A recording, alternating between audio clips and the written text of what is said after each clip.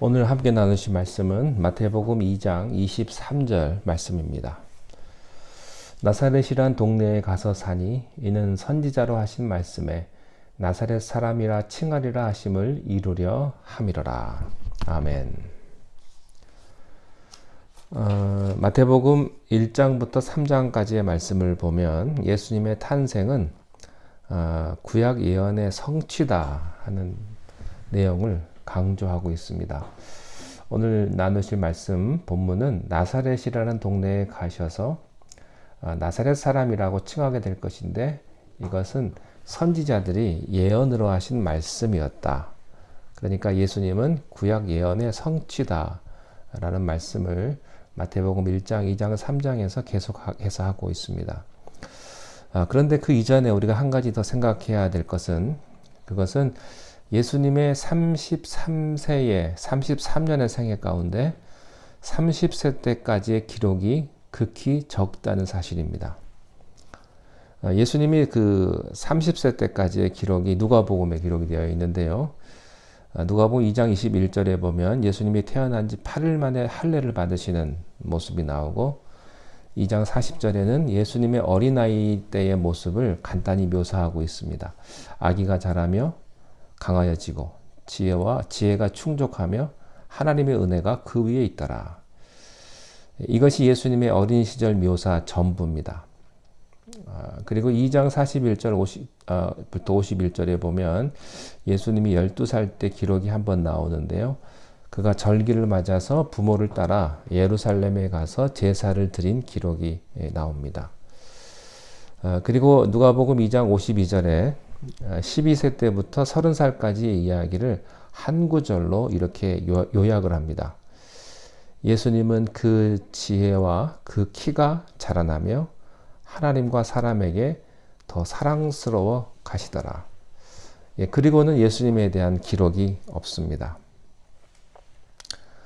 사복음서를 보면 예수님의 30년 삶에 대한 기록보다 그 이후 예수님의 3년에 대한 기록이 집중되어 있는 것을 발견할 수가 있습니다.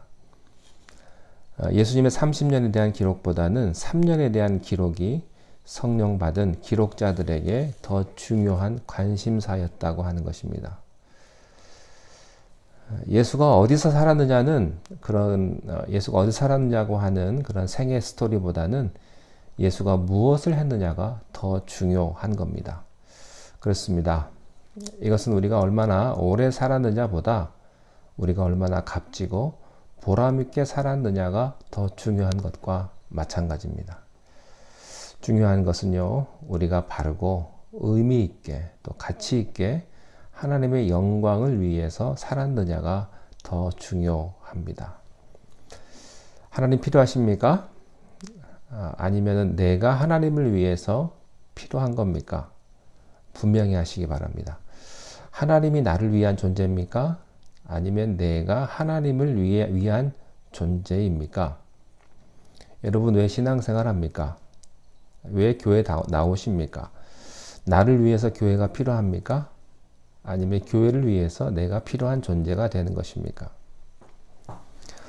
복음서 중에 마가복음과 요한복음에는요, 아예 예수님의 그 30년의 생애 기록이 없습니다.